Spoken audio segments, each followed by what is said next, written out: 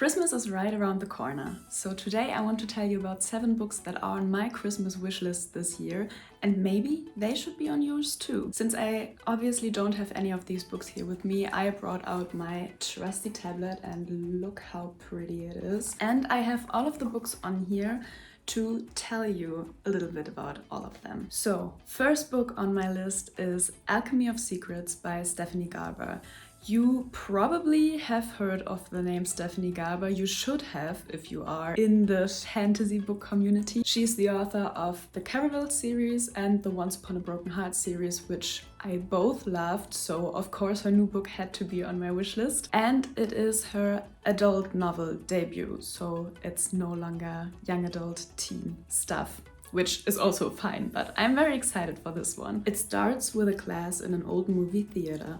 Folklore 517, local legends and urban myth, taught by a woman called the Professor. Most students believe the Professor's stories are just fiction, but Holland St. James has always been convinced that magic is real. When she tracks down a local legend named the Watchman, who can supposedly tell you when you'll die, the world finally makes sense. Except that the Watchman tells her she will die at midnight tomorrow, unless she finds an ancient object called the alchemical heart. With the clock ticking, Holland is pulled deeper into this magical world in the heart of Los Angeles and into the path of a magnetic stranger. Everything about him feels like a bad idea, but he promises Holland that her sister sent him to protect her. As they chase clues and stories that take them closer to the alchemical heart, Holland realizes everyone in this intoxicating new world is lying to her, even the stranger. And if she can't figure out whom to trust, not even the alchemical heart will save her. So what I really like about this is that it's urban fantasy, so it takes place in Los Angeles, probably in kind of the present, although it seems to be like there's some secret magical world underneath, which I always quite like. I like when fantasy is pulled into the modern world. It's definitely different from her both other series, which had kind of an historical influence in them. So I am very interested and really excited to hopefully read it soon. So the next book on my list is Rules for Fake Girlfriends by Reagan Rafford. Maybe that name rings a bell, because Reagan Rafford is actually an actress, or was an actress before becoming an author, and she plays Sheldon's twin sister in Young Sheldon. She's actually only 16 or 17 years old, if I remember correctly, and she has had an Instagram book club for some time and recommends books to read, mostly YA romantic stuff as far as I have seen, but don't quote me on that, check it out if you would like, because I actually have another book on this list that is inspired by a recommendation from her. But yeah, she had her author debut this year and I'm really excited to read this book. It's a classic fake dating story, so if you're not into this kind of stories, you can skip ahead to the next book. But let me read you what it's all about. Rom-com obsessed but perpetually single Avery Blackwell abandons her plans to attend Columbia in favor of spending her freshman year at her recently deceased mother's alma mater in a seaside town in England. On the train, Avery makes a deal straight out of one of her beloved romance books with a charming local girl named Charlie. If Avery will pretend to be her girlfriend to make her ex jealous, Charlie will help Avery solve the scavenger hunt her artistic, free-spirited mother left behind on campus decades ago. As their quest takes them all over Brighton, Avery finally starts to connect with the mother she always loved but never really understood. Before long, pretending to be Charlie's girlfriend starts to feel like more than just an illusion. But when long-hidden secrets come to light, Avery grapples with an uncertain future and whether or not love is worth the risk. I hope it's going to be really good, a really easy, satisfying read. And yeah, let me tell you what you think about fake dating scenarios. Now we have Not Quite Dead Yet by Holly Jackson.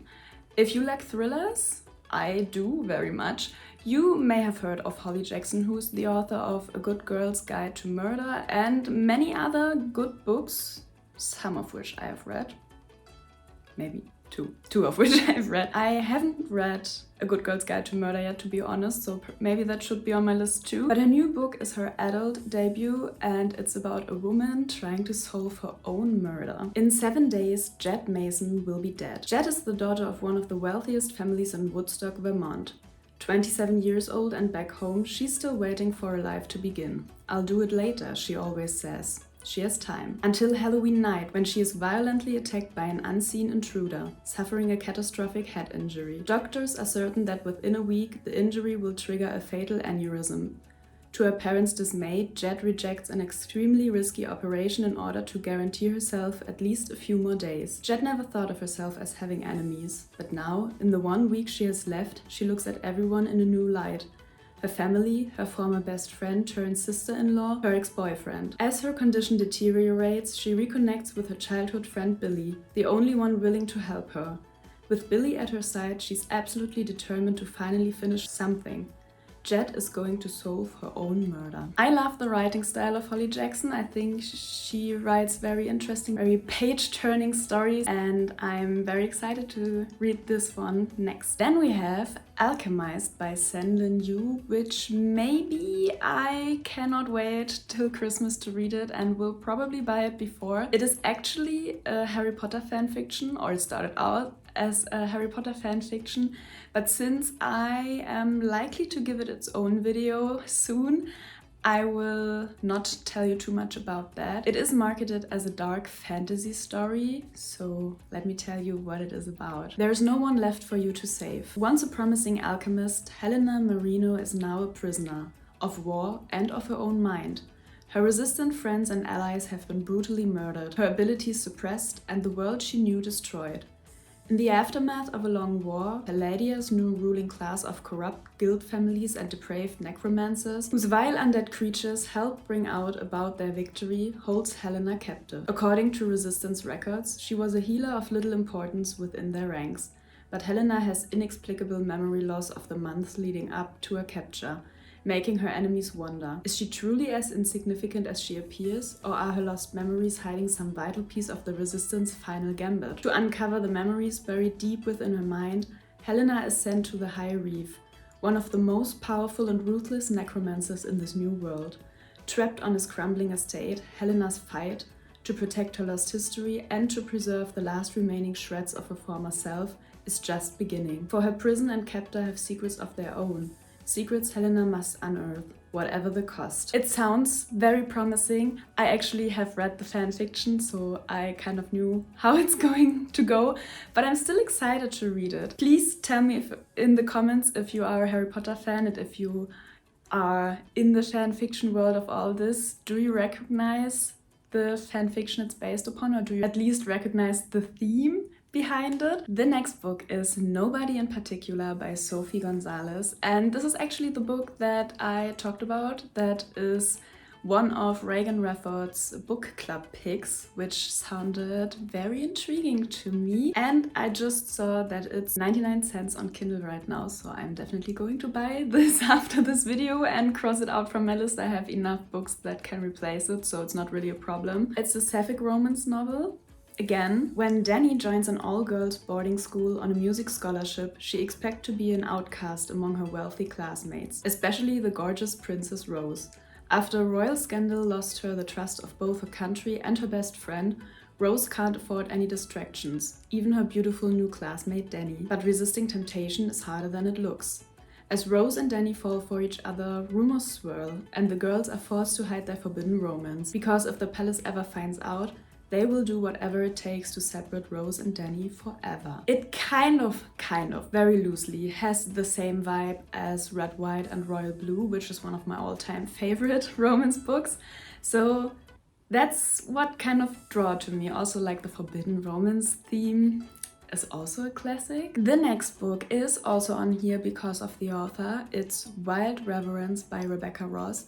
Rebecca Ross is the author of the Divine Rivals duology, which is so good. I highly recommend you read this, and I hope her new novel, which is set in the same world as Divine Rivals but can be read separately, is going to live up to that hype and her standards, my standards of her. I hope it's gonna be good. Born to the firelit domain of the underworld, Matilda is the youngest goddess of her clan, blessed with humble messenger magic. But in a land where gods kill each other for magic, Matilda must come of age sooner than most. She may be known to carry letters through the realms, but she also carries secrets of her own, one of them deadly, the other a mortal boy who dreams of her, despite the fact that they have never met. 10 years ago, Vincent of Beckett wrote to Matilda on the darkest night of his life, begging the goddess he befriended in dreams for aid. But his prayer went unanswered, forever hardening his heart against the gods.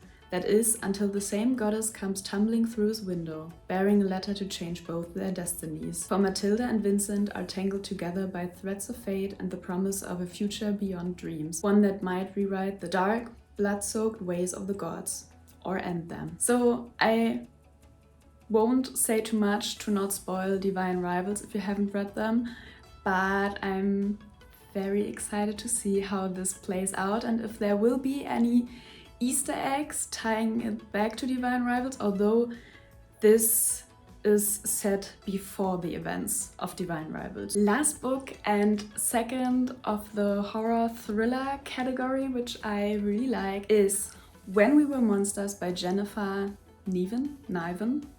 I don't really know. To be completely honest with you, I just saw it in my local bookstore, thought, wow, this looks interesting, and then read the back and photographed it, and that's why it ended up on the list. So let me read to you what I read on that day. 8 students walk into an exclusive writer's retreat, but only one will walk out with a life-changing opportunity to realize their creative dreams. Effie is piecing together a story about the tragic betrayal that led to her mother's death. Arlo hopes to publish a novel, but he's also trying to start a new chapter with Effie after he broke her heart and ghosted her 3 years earlier. Their mentor is Meredith Graham, enigmatic writer, director, and actress, whose compelling accounts of her own near-death experience on the same retreat decades before continue to spark controversy. But this celebrated teacher is not all she seems, and her students gradually realize they are fighting for something much more primal than academic advantage. As Graffin's unorthodox teaching methods push them past their breaking point, they reveal their darkest secrets, take unthinkable risks, and slowly start to turn on one another.